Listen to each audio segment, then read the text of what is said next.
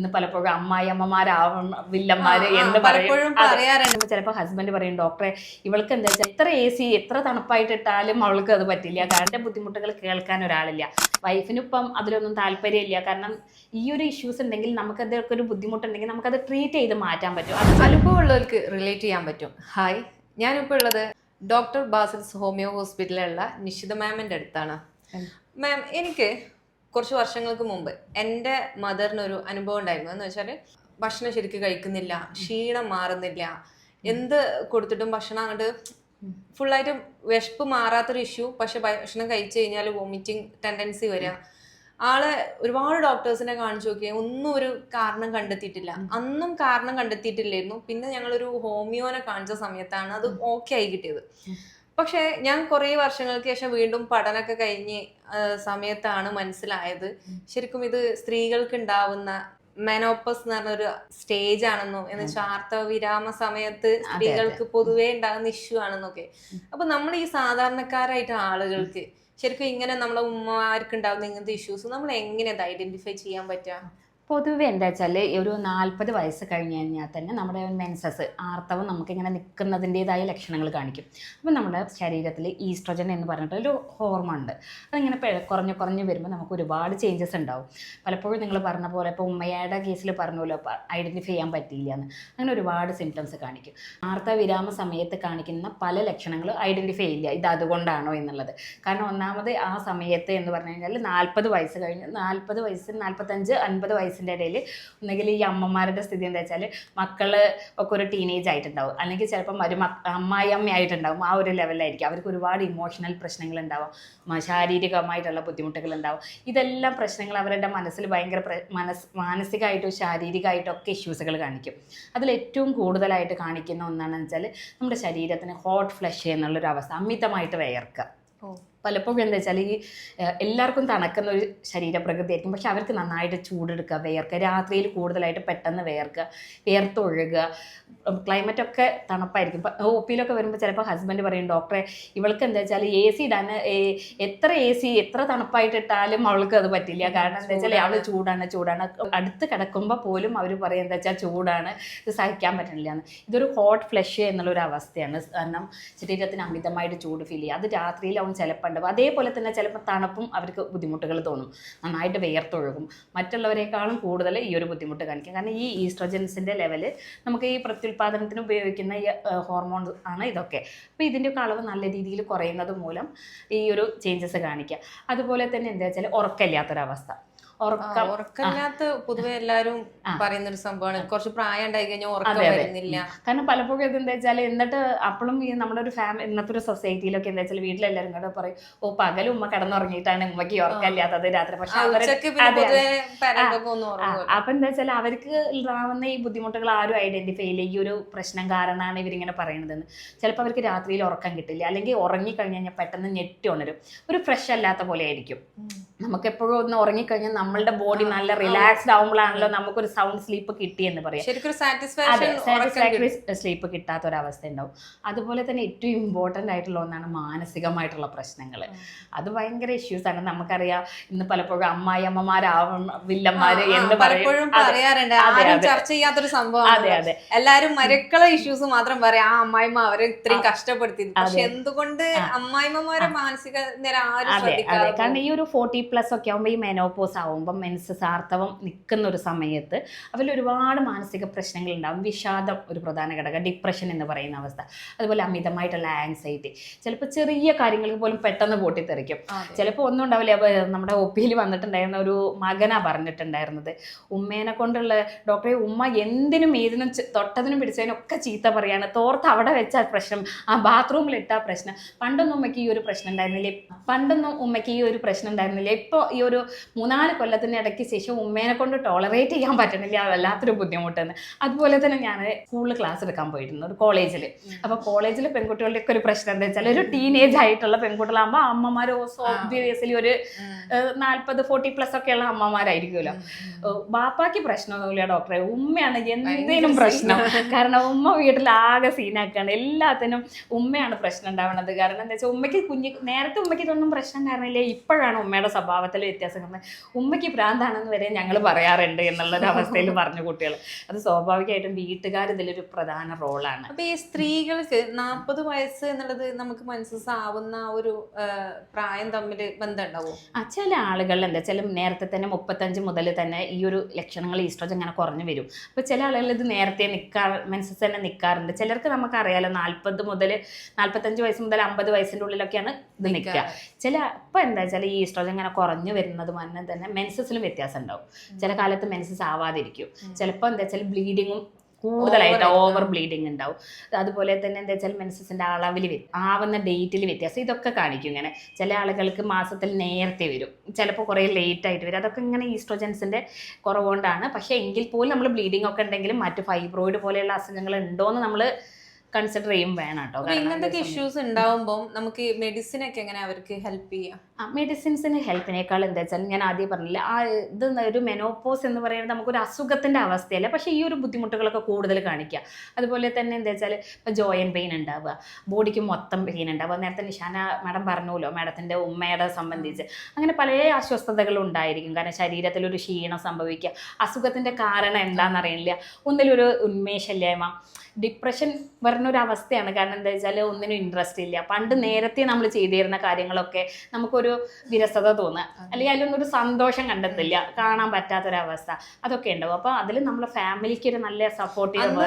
ഞങ്ങൾക്ക് വെച്ചാൽ ഉമ്മാക്ക് തീരെ സുഖമില്ലാത്ത സമയം, ക്യാൻസർ ഐഡന്റിഫൈ ചെയ്ത സമയമായിരുന്നു, ഉമ്മാന്റെ ഉപ്പ പെട്ടെന്ന് ആക്സിഡന്റിൽ മരിച്ച സമയമായിരുന്നു. ഇതെല്ലാം കൂടി ഒരുമിച്ചായപ്പോൾ അതെ അത് ഇതിന്റെ തീവ്രത കൂട്ടാണ് ചെയ്യുക. കാരണം മനസ്സിന് ഓൾറെഡി ഒരു ചെറിയൊരു ഡിപ്രഷൻ, മാനസിക വിഷമം ഇരിക്കുന്നുണ്ട്. അതിൻ്റെ കൂടെ തന്നെ ഈ ഹോർമോൺസും കൂടെ കുറയുമ്പോഴേ നല്ല രീതിയിൽ അത് എഫക്റ്റ് ചെയ്യുക ചെയ്യും.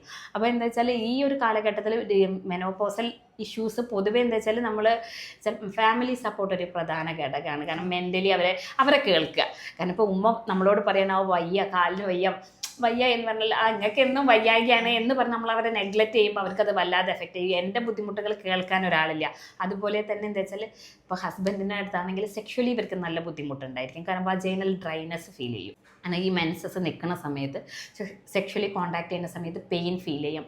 ഈസ്ട്രോജൻ കുറയുന്നത് കാരണം തന്നെ ഡ്രൈനെസ് ഒക്കെ ഉണ്ടാവും. അപ്പോൾ അവർക്ക് അതുപോലെ സെക്സിനോട് താല്പര്യമില്ലാത്തൊരവസ്ഥയൊക്കെ ഉണ്ടാവും. അപ്പോൾ ഹസ്ബൻഡ്സും ഈ ഒരു ബുദ്ധിമുട്ട് എന്താണെന്ന് കണ്ടറിഞ്ഞിട്ട് അവർ നല്ല രീതിയിൽ സപ്പോർട്ട് ചെയ്യുമ്പോൾ തന്നെ അവരുടെ റിലേഷനിൽ നല്ലൊരു ബുദ്ധിമുട്ടൊന്നും ഉണ്ടാവില്ല. പലപ്പോഴും എന്താ വെച്ചാൽ ഹസ്ബൻഡിനും ഇത് മനസ്സിലാവില്ല. കാരണം നേരത്തെ ഒരു സെക്ഷൽ റിലേഷൻഷിപ്പ് ഒന്നും ഇല്ലാത്തതിനാൽ തന്നെ ഇതിനൊരു വൈഫ് ഒരു മുഖത കാണിക്കുമ്പം അവരിലും കോൺഫ്ലിക്റ്റ് ഉണ്ടാവും. വൈഫ് ഇപ്പം ഇങ്ങനെയാണ്. ചിലപ്പോഴൊക്കെ OP-യിൽ വരുമ്പോൾ നമ്മളോട് ഹസ്ബൻഡ്സ് പറയും വൈഫിന് ഇപ്പം അതിലൊന്നും താല്പര്യമില്ല. കാരണം ഈ ഒരു ഇഷ്യൂസ് ഉണ്ടെങ്കിൽ നമുക്കതൊക്കെ ഒരു ബുദ്ധിമുട്ടുണ്ടെങ്കിൽ നമുക്കത് ട്രീറ്റ് ചെയ്ത് മാറ്റാൻ പറ്റും. അത് പലപ്പോഴും എന്താ വെച്ചാൽ ഹസ്ബൻഡുമാർക്കും അറിയില്ല ഇത് നമുക്ക് ഈ ഒരു ബുദ്ധിമുട്ട് കൊണ്ടാണ്, അല്ലെങ്കിൽ ഇതിനൊക്കെ ട്രീറ്റ്മെന്റ് ഉണ്ട്. അതെ ട്രീറ്റ്മെന്റ് ഉണ്ട് എന്നുള്ളത് അവർക്ക് അറിയണ്ടാവില്ല. അതുകൊണ്ട് തന്നെ എന്താ വെച്ചാൽ അവർ ഇതിങ്ങനെ നെഗ്ലക്റ്റ് ചെയ്യുമ്പോൾ വൈഫിനെ സംബന്ധിച്ച് അല്ലെങ്കിൽ ആ സ്ത്രീനെ സംബന്ധിച്ച് അവരിങ്ങനെ അടിയിലേക്ക് പോയിക്കൊണ്ടിരിക്കുക. ഒന്നാമത് മാനസികമായിട്ടുള്ള ഒരു തളർച്ച. പിന്നെ കുട്ടികളുടെ അടുത്ത് നിന്നാണെങ്കിലും ഞാൻ നേരത്തെ പറഞ്ഞല്ലോ ഒരു ക്ലാസ് എടുക്കാൻ പോയപ്പോൾ ആ കുട്ടി അവിടെ നിന്ന് കേട്ട ഒരു ഫീഡ്ബാക്ക് പറയുകയുണ്ടായില്ല. അപ്പോൾ കുട്ടികളുടെ അടുത്ത് നിന്നൊക്കെ ആണെങ്കിലും ഈ ഒരു അവരെ കേൾക്കാൻ ഒരാളില്ല എന്നുള്ളൊരു വരുമ്പോൾ നല്ല രീതിയിൽ അവർ താഴ്ന്നു പോവുക ചെയ്യും. അപ്പോൾ നമുക്ക് ഫാമിലി സപ്പോർട്ട് ഒരു പ്രധാന ഘടകമാണ്. പിന്നെ അതിനൊക്കെ നമുക്ക് ചെയ്യാൻ പറ്റുന്നതെന്ന് വെച്ചാൽ ഡെയിലി റെഗുലറായിട്ട് എക്സസൈസ് ചെയ്യുക. നമുക്കൊരു 40+ ഒക്കെ ആകുമ്പോൾ തന്നെ ഒരു 30 മിനിറ്റ് നടക്കുക. അത് നമുക്കൊരു മൈൻഡ് റിലാക്സ് ചെയ്യാനും നമ്മളെ ബോഡീനെ റിലാക്സ് ചെയ്യാനൊക്കെ ഹെൽപ്പ് ചെയ്യും. പൊതുവെ ഇപ്പൊ ഉള്ളവർക്ക് ഒരു ധാരണ ഉണ്ട് വീട്ടിലത്തെ ജോലി ചെയ്യുന്നുണ്ടല്ലോ, പിന്നെ അതിന്റെ അതെ അതിൻ്റെ ഒരു പ്രത്യേകത എന്താ വെച്ചാൽ നമ്മൾ റെഗുലർലി വീട്ടിൽ ചെയ്യുന്ന ജോലിയൊന്നും ഒരിക്കലും എക്സസൈസ് ആയിട്ടല്ല കൺസിഡർ ചെയ്യുക. കാരണം നമ്മുടെ ബോഡിക്ക് എപ്പോഴും ഒരു ഹോർമോൺസ് ഒക്കെ ബാലൻസ് ചെയ്യാൻ നമ്മൾ നല്ല രീതിയിൽ നടക്കുക, അല്ലെങ്കിൽ ഒരു particular exercise time pattern consider ചെയ്ത് നല്ല രീതിയിൽ വേർക്കുക എന്ന് വെച്ചാൽ നമുക്കും വേണ്ടി നമ്മൾ കൊടുക്കുന്ന ടൈം. അതെ, സെൽഫ് ലവ് എന്ന് പറയുന്ന സാധനമാണ് ഇനി ആവശ്യമുള്ളത്. കാരണം ഒരു 40+ ഒക്കെ ആയി കഴിഞ്ഞ് കഴിഞ്ഞാൽ നമ്മളെപ്പോഴും നമ്മളുടെ ഫാമിലീനെ നോക്കുന്നത് പോലെ നമ്മൾ നമ്മളുടെ കാര്യങ്ങളും കൂടെ കുറച്ച് ഇൻവോൾവ് ചെയ്യുക എന്നുള്ളത്. അപ്പോൾ അതിനകത്ത് തന്നെ എക്സസൈസ് ചെയ്യുക എന്നുള്ളത്. പിന്നെ പറഞ്ഞാൽ ഈ ഈസ്ട്രോജൻ കുറഞ്ഞു കഴിഞ്ഞ് കഴിഞ്ഞാൽ നമ്മുടെ സ്ത്രീകളെ സംബന്ധിച്ചിട്ട് മുട്ടുവേദനകളൊക്കെ കൂടുതലായിട്ട് വരാൻ തുടങ്ങും. അപ്പോൾ കാൽസ്യത്തിൻ്റെയും വൈറ്റമിൻ ഡിൻ്റെയും ഒക്കെ ഡെഫിഷ്യൻസി നല്ലോണം ഉണ്ടാവും, ഇരുമ്പ് അയേണിൻ്റെ ഒക്കെ.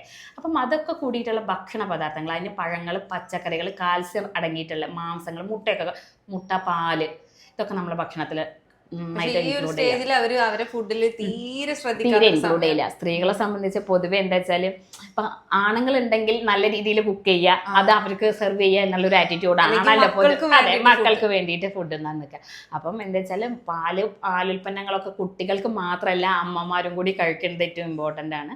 വൈറ്റമിൻ ഡി അടങ്ങിയിട്ടുള്ള ഭക്ഷണങ്ങൾ കഴിക്കുക. അതുപോലെ കുറച്ച് നേരമൊക്കെ സൂര്യപ്രകാശം, വൈറ്റമിൻ ഡി നമ്മുടെ എല്ലിനൊക്കെ നല്ല ആവശ്യമായിട്ടുള്ള കാര്യമാണ്.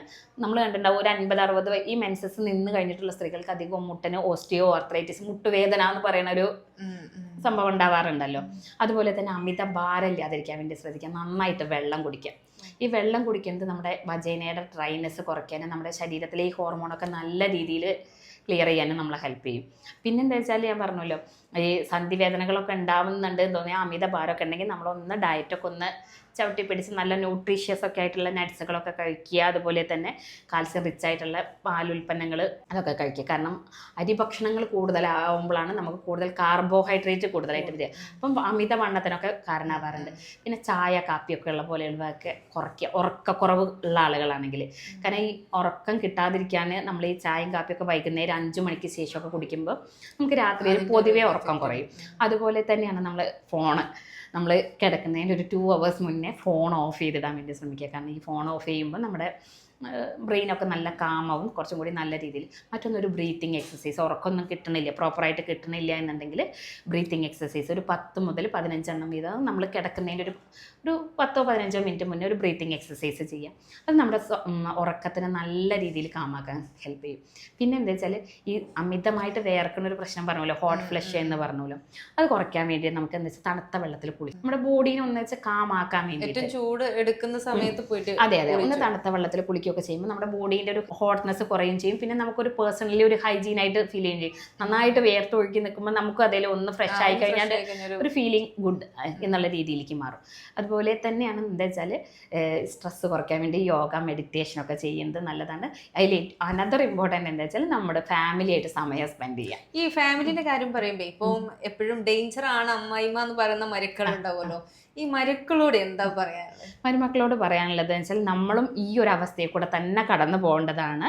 അപ്പം നിങ്ങൾ കൃത്യമായിട്ട് മനസ്സിലാക്കുക. എന്താ വെച്ചാൽ ഈ ഒരു സമയം അമ്മായിമ്മയുടെ മാത്രം സ്വഭാവത്തിൽ ഉണ്ടാകുന്ന ഇഷ്യൂസ് അല്ല, നമ്മുടെ ഹോർമോൺസാണ് അതിലൊരു പ്രധാന മേജർ ഇമ്പോർട്ടൻറ്റ് റോള് ഉള്ളത്. അപ്പം നിങ്ങളും അത് മനസ്സിലാക്കിയിട്ട് അവരെന്താ വെച്ചാൽ അവർ പറയണത് എന്താണ് എന്ന് ഉൾക്കൊള്ളുക. ആ ഒരു ദേഷ്യമൊക്കെ താൽക്കാലികമായിരിക്കാം, പെട്ടെന്ന് ദേഷ്യം വരുന്ന ആ ഒരു സ്ട്രെസ്സിൻ്റെ ഒരു ബുദ്ധിമുട്ടുകൊണ്ടാണ്. അപ്പോൾ ഇതൊരു താൽക്കാലികമാണ്. അപ്പം നിങ്ങളത് കണ്ടറിഞ്ഞിട്ട് അതിനനുസരിച്ച് അഡ്ജസ്റ്റ് ചെയ്യാൻ വേണ്ടിയിട്ട് പ്രത്യേകം ശ്രദ്ധിക്കുക. പിന്നെ എന്ന് പറഞ്ഞാൽ അവരെ നല്ല രീതിയിൽ മെൻ്റലി സപ്പോർട്ട് ചെയ്യുക. ഉമ്മ ഇതൊന്നും പ്രശ്നമില്ല, ഇതൊക്കെ നമുക്ക് ഇതൊന്ന് ഓവർകം ചെയ്യാൻ പറ്റും എന്നുള്ളൊരു മെൻ്റൽ സപ്പോർട്ട് ഇതിൽ മക്കളായാലും മരുമക്കളായാലും ഹസ്ബൻഡ് ആയാലും അതാണ് ഏറ്റവും പ്രയോറിറ്റി ആയിട്ടുണ്ടാവുക. ഇത് എത്ര സമയം വരെ ഉണ്ടാവും? എത്ര വയസ്സ്? പൊതുവേ എന്താ വെച്ചാൽ ഇതൊരു മെൻസസ് നിന്ന് കഴിഞ്ഞാൽ ഒരു 2-3 years വരെയും കൂടി ഉണ്ടാവാറുണ്ട്. ഒരു അറൗണ്ട് ഒരു മെൻസസ് നിൽക്കുന്നതിന് മുമ്പേ സ്റ്റാർട്ട് ചെയ്യും. ഞാൻ പറഞ്ഞില്ല 40+ ആവുമ്പോൾ തന്നെ ഈ ഒരു ചേഞ്ചസ് ഇങ്ങനെ ഗ്രാജുവൽ ചേഞ്ചസ് ആയിട്ട് വരും. അപ്പം ഇത് മെൻസസ് നിന്ന് കഴിഞ്ഞാൽ ഒരു 2 years ഒക്കെ ചില ആളുകളിൽ കാണിക്കാറുണ്ട്. അതിനനുസരിച്ച് നമ്മുടെ ഹോർമോൺ കുറയണ വരെ കാണിക്കണം. അതിൽ നിന്നൊക്കെ നമുക്ക് റിക്കവർ ചെയ്യാൻ വേണ്ടിയിട്ടാണ് പറഞ്ഞത്. എന്താ വെച്ചാൽ നമുക്ക് കുറച്ചും കൂടി ഫാസ്റ്റായിട്ട് റിക്കവർ ചെയ്യാൻ പറ്റും. റെഗുലർ എക്സസൈസ് ചെയ്യുക, പിന്നെ ഈ പറഞ്ഞ പോലെയുള്ള ഭക്ഷണ പദാർത്ഥങ്ങൾ ഇൻക്ലൂഡ് ചെയ്യുക, അതുപോലെ തന്നെ യോഗ, മെഡിറ്റേഷൻ. പിന്നെ നമുക്ക് അറിയാം ഇന്ന് നമ്മൾ ഫ്രണ്ട്സൊക്കെ നമ്മുടെ സെയിം ഏജിലുള്ള ഫ്രണ്ട്സൊക്കെ ആയിട്ട് നമ്മളൊരു ഫോൺ ചാറ്റോ അല്ലെങ്കിൽ നമ്മൾ അവരുടെ ഒരു ഗ്യാതറിംഗ് ഒക്കെ ഉണ്ടെങ്കിൽ മാനസികമായിട്ടുള്ള ഒരു ഡോപ്പമൈൻ ഇൻക്ലൂഡ് ചെയ്യാൻ പറ്റും. കാരണം എന്താ വെച്ചാൽ അവരുടേതായ ബുദ്ധിമുട്ടുകളുള്ള ഒരു കമ്മ്യൂണിറ്റി ആയിരിക്കും. ഇപ്പം പലപ്പോഴും നമ്മുടെ ക്ലാസ്മേറ്റ്സിന്റെ ഒക്കെ ഒരു ഗ്രൂപ്പൊക്കെ ആണെങ്കിൽ, സ്ത്രീകളൊക്കെ ആണെങ്കിൽ എല്ലാവർക്കും പറയാനുള്ളത് ഒരേ സെയിം കണ്ടീഷനും സെയിം ബുദ്ധിമുട്ടുകളൊക്കെ ആയിരിക്കും. അപ്പോൾ അവർ പരസ്പരം ഷെയർ ചെയ്യുമ്പോൾ തന്നെ നല്ല ഡിഫറൻസ് കാണാറുണ്ട്. എൻ്റെ ഒരു റിലേറ്റീവ് ഉണ്ടായിരുന്നു. അപ്പോൾ അവരൊരു 50 ആ ഒരു ഏജിലുള്ള, അപ്പോൾ അവരുടെ ഒരു 10th ക്ലാസ്സിൻ്റെ ഒരു ഗ്യാതറിംഗ് ഗ്രൂപ്പിനകത്ത് ജസ്റ്റ് അവർ ഗ്യാദർ ചെയ്ത് കഴിഞ്ഞതിന് ശേഷം അവരിങ്ങനെ കമ്മ്യൂണിക്കേറ്റ് ചെയ്തപ്പോൾ അവർ പറയണ്ടായി. കാരണം അതിനുശേഷം വന്നിട്ടുള്ള ആ ഫാമിലി മെമ്പേഴ്സിനൊക്കെ വളരെയധികം ഹാപ്പിനെസ് അത്രയൊക്കെ ഫീൽ ചെയ്യുന്നുണ്ട്. കാരണം അവരുടെ ഫിസിക്കൽ ബുദ്ധിമുട്ടുകളൊക്കെ കുറഞ്ഞു. കാരണം ഇതേപോലെ അവരുടെ മെൻ്റൽ ഇഷ്യൂസുകളും ഫാമിലി ഇഷ്യൂസുകളൊക്കെ തമ്മിൽ ഷെയർ ചെയ്യുമ്പോൾ തന്നെ അവർക്ക് നല്ല മൈൻഡ് നല്ല ക്ലിയർ ആയി എന്ന്. അപ്പോൾ ഫിസിക്കൽ ഹെൽത്തും ഇതിനൊരു പ്രധാന ഘടകമാണ്. കാരണം മെൻ്റൽ ഹെൽത്ത് പ്ലസ് ഫിസിക്കൽ ഹെൽത്തും ഈ ഒരു ഗ്യാതറിംഗ് ഒക്കെ നന്നായിട്ട്. അതെ, പിന്നെ ഞാൻ പറഞ്ഞല്ലോ ഇത് അതേപോലെ നമുക്ക് എന്താ വെച്ചാൽ ഈ ഈസ്ട്രോജൻ കുറയുമ്പോൾ നമുക്ക് വീട്ടിൽ അതിന് നാച്ചുറലി ചെയ്യാൻ പറ്റുന്ന ചില കാര്യങ്ങളുണ്ട്. അതുപോലെ മാഡം ഈ ഈസ്ട്രോജൻ കുറഞ്ഞിട്ടുള്ള വ്യക്തികൾക്ക് നമുക്ക് വീട്ടിൽ ചെയ്യാൻ പറ്റുന്ന ചില കാര്യങ്ങളുണ്ട്. അത് വെച്ചാൽ നമ്മൾ ആദ്യം പറഞ്ഞു എക്സസൈസ്, ബോഡി വെയിറ്റ് അതൊക്കെ ഇതാക്കുക. പിന്നെ ഷുഗർ കട്ട് ചെയ്യാം. ഷുഗർ കട്ട് പ്രത്യേകിച്ചും ഭയങ്കര ക്രേവിങ്സ് ഉള്ള ഒരു സംഭവമാണ്. ഇവൻ പറയണ ഞാൻ പോലും അതേ. കാരണം എന്താ വെച്ചാൽ ഷുഗർ കട്ട് ചെയ്യണം എന്നൊക്കെ കരുതുമ്പോഴും പലപ്പോഴും അത് നടക്കാറില്ല. അതെ, ചീത്തയാവും. അതെ, അപ്പോൾ എന്താ വെച്ചാൽ ഷുഗർ കട്ട് നല്ലൊരു പൊതുവെ എന്താ വെച്ചാൽ നമ്മൾ എല്ലാവിധ മെന്റൽ ഇഷ്യൂസുകളൊക്കെ കുറയ്ക്കാൻ, ഫിസിക്കൽ ഇഷ്യൂസ്. അതെ, കാരണം ഈ OA പോലെയുള്ള ഇതൊക്കെ. ഷുഗർ എന്ന് പറയുന്നത് പഞ്ചസാരയാണോ അതോ ടോട്ടൽ ഷുഗർ ആണ് ശരിക്കും. ആളുകൾ പലപ്പോഴും എന്താ വെച്ചാൽ വൈറ്റ് ഷുഗർ മാത്രം കട്ട് ചെയ്യും, പഞ്ചസാര എന്നുള്ളത് മാത്രം. പക്ഷെ ജാഗിരി ഒക്കെ അതെ, നമ്മുടെ ശർക്കരയൊക്കെ അതെ. അപ്പം കഴിയുന്നത് എന്താ ഷുഗർ കുറച്ച് കൊണ്ടുവരിക, എന്നിട്ട് പകുതി കുറേശ്ശെ നമുക്കത് സ്റ്റോപ്പ് ചെയ്യാൻ വേണ്ടി ശ്രമിക്കുക എന്നുള്ളത്.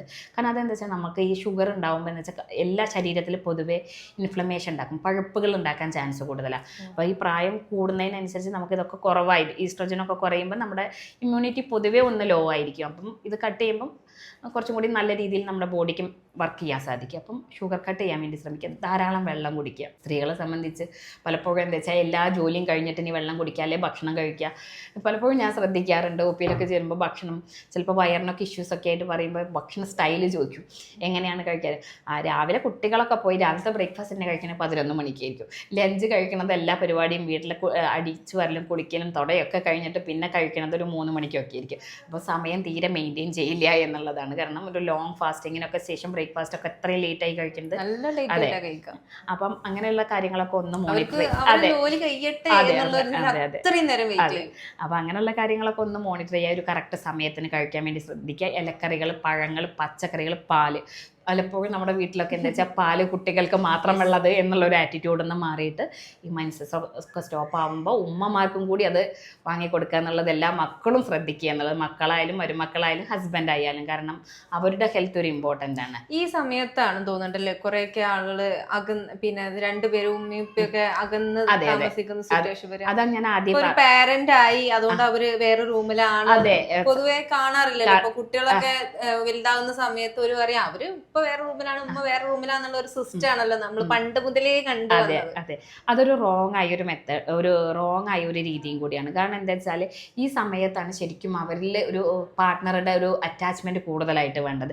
സെക്കൻഡ് ഹണിമൂൺ എന്നാണ് പൊതുവെ പറയുക 40 വയസ്സ് കഴിഞ്ഞ് കഴിഞ്ഞാൽ. കാരണം കുട്ടികളൊക്കെ അവരുടേതായ കാലിലായി, അവർക്കൊക്കെ ജോലിയൊക്കെ ആയി. പക്ഷെ ആ സമയത്താണ്. പക്ഷെ നമ്മളുടെ നാട്ടിൽ പൊതുവെ എന്താ വെച്ചാൽ നമ്മളുടെ മലയാളീസുകളുടെ ഇടയിലൊക്കെ കാണാറ് എന്താ വെച്ചാൽ ഈ സമയത്ത് എന്താ വെച്ചാൽ ഒന്നുകിൽ ഗ്രാൻഡ് പാരന്റ് ആയി, അല്ലെങ്കിൽ പേരക്കുട്ടികളാണ് കൂടെ, അല്ലെങ്കിൽ മക്കളൊക്കെ കല്യാണം കഴിഞ്ഞു, ഇനി എന്താ വെച്ചാൽ സെക്സ് എന്നുള്ളതൊന്നും പാടില്ല എന്നുള്ള ഒരു ആറ്റിറ്റ്യൂഡിലാണ് നമ്മുടെ ഒരു സമൂഹം കൂടുതലായിട്ട് വരാറ്. ഒപ്പിയിൽ വന്നിരുന്നപ്പോൾ 1-2 ബാപ്പമാർ പറയുകയുണ്ടായി, എന്താ വെച്ചാൽ ഉമ്മ കുട്ടികളൊക്കെ ആയിട്ട് പേരക്കുട്ടികളൊക്കെ ആയില്ലേ എന്ന് പറഞ്ഞിട്ടുള്ള ഒരു ആറ്റിറ്റ്യൂഡിലാണ്. പലപ്പോഴും അവർക്ക് ഈ ഒരു ഇഷ്യൂസുകളൊക്കെ ഉണ്ടായിരിക്കും, പക്ഷെ അത് ട്രീറ്റ് ചെയ്താൽ മാറും. കാരണം അത് പ്രായത്തിൻ്റെതായ ബുദ്ധിമുട്ടുകളാണ്. ഈ 2-3 വർഷം ചിലപ്പോൾ ഈ ഒരു ഇഷ്യൂസിൽ പോകും. അതെ അതെ അതെ അതെ, ഈസ്ട്രോജൻ്റെ ഒക്കെ കുറവുണ്ടെങ്കിൽ നമുക്ക് എന്താ വെച്ചാൽ വല്ലാതെ ബുദ്ധിമുട്ടുകളൊക്കെ ഉണ്ടെങ്കിൽ നമുക്കതിന് ട്രീറ്റ്മെൻറ്റ് എടുക്കാം. കാരണം ഈ ഡ്രൈനെസ്സിനൊക്കെ നമുക്ക് ട്രീറ്റ്മെൻറ്റ് ഉണ്ട്, വേദനയ്ക്ക് നമുക്ക് ട്രീറ്റ്മെൻറ്റ് ഉണ്ട്. നമുക്ക് ട്രീറ്റ്മെൻറ്റ് എടുത്ത് നമുക്ക് ക്ലിയർ ചെയ്യാൻ പറ്റും. അതുപോലെ ഈ ഇമോഷണൽ പ്രശ്നത്തിനൊക്കെ നമുക്ക് വല്ലാതെ ബുദ്ധിമുട്ടുകൾ അത് ശരിക്കും ലൈഫ് എൻജോയ് ചെയ്യാൻ പറ്റും. പലപ്പോഴും അത് അറിയാതെ ഇങ്ങനെ പോകും. പിന്നെ ഈ ഉറക്കമില്ലാത്ത വ്യക്തികളൊക്കെ ആണെങ്കിൽ ഉറക്ക ബുദ്ധിമുട്ടുകൾ നന്നായിട്ടൊക്കെ കാണിക്കുന്നുണ്ടെങ്കിൽ രാത്രിയിൽ 1 ടീസ്പൂൺ മഞ്ഞൾപ്പൊടി ഇട്ടിട്ട് ചൂടുള്ള പാലിൽ കുടിക്കുന്നത് ഉറക്കം കിട്ടാൻ ഹെൽപ്പ് ചെയ്യും. അതുപോലെ ഈസ്ട്രോജൻ നമുക്ക് സപ്ലിമെൻറ്റ് ചെയ്യാൻ വേണ്ടിയിട്ട് ഈ മെനോപോസൽ ഒരു 40+ ഒക്കെ ആയിട്ടുള്ള സ്ത്രീകൾക്ക് നമ്മുടെ ഫ്ലാക്സ് സീഡ് ഉണ്ടല്ലോ, ചണവിത്ത്, അത് നന്നായിട്ടൊന്ന് റോസ്റ്റ് ചെയ്ത് പൊടിക്കുക. അതിനുശേഷം 1 ടീസ്പൂണ് എടുത്തിട്ട് ഒരു ഇളം ചൂടുവെള്ളത്തിൽ ഡെയിലി രാവിലെ കഴിക്കുന്നത്. ഇത് നാച്ചുറലി നമുക്ക് എന്താ വെച്ചാൽ ഈസ്ട്രോജൻ സപ്ലൈ ചെയ്യും. അപ്പോൾ നമുക്ക് ഈ കുറഞ്ഞു വരിക്കുന്ന ഈസ്ട്രോജനെ നമുക്ക് എന്താ വെച്ചാൽ ബോഡിയിലേക്ക് ഒന്ന് ബൂസ്റ്റ് ചെയ്ത് കൊടുക്കാൻ ഹെൽപ്പ് ചെയ്യും. അപ്പോൾ കുറേ നമ്മുടെ ഈ ഹോട്ട് ഫ്ലഷ്, ചൂടെടുക്കുന്ന ബുദ്ധിമുട്ടുകൾ, മാനസിക പ്രശ്നങ്ങൾ, സെക്ഷുവലിയുള്ള പ്രശ്നങ്ങളൊക്കെ നാച്ചുറലി അങ്ങനെ പരിഹരിക്കാൻ പറ്റും. അപ്പോൾ നമ്മൾ സ്ത്രീകൾ നേരിടുന്ന ഏറ്റവും വലിയ ഇഷ്യൂസിനെ പറ്റി ഡോക്ടർ നല്ല ഡീറ്റെയിൽ ആയിട്ട് തന്നെ പറഞ്ഞു തന്നു. അപ്പോൾ ഇങ്ങനത്തെ ഇഷ്യൂസൊക്കെ നേരിടുന്ന ആളുകളുണ്ടെങ്കിൽ അവർക്ക് ഡോക്ടറെ നിങ്ങൾക്ക് കോൺടാക്ട് ചെയ്യാവുന്നതാണ്. അതിനുള്ള നമ്പർ നമ്മൾ വീഡിയോയിൽ ആഡ് ചെയ്യുന്നുണ്ട്. അതുപോലെ തന്നെ നിങ്ങൾക്ക് എന്തെങ്കിലും ഡൗട്ടോ കാര്യങ്ങളുണ്ടെങ്കിൽ നിങ്ങൾക്ക് കമൻറ്റ് ചെയ്യാവുന്നതാണ്. അതുപോലെ തന്നെ ഇതുപോലെ ഇഷ്യൂസ് നേരിടുന്നവർക്ക് നിങ്ങൾക്ക് അറിവിൽ ആർക്കെങ്കിലും ഒക്കെ ഉണ്ടെന്നുണ്ടെങ്കിൽ നിങ്ങൾ ഈ ഒരു വീഡിയോ അവർക്ക് ഷെയർ ചെയ്യാൻ മറക്കരുത്. അപ്പോൾ കൂടുതൽ വീഡിയോസിനായിട്ട് നമ്മുടെ ചാനൽ ഒന്ന് ഫോളോ ചെയ്യാൻ മറക്കരുത്. താങ്ക്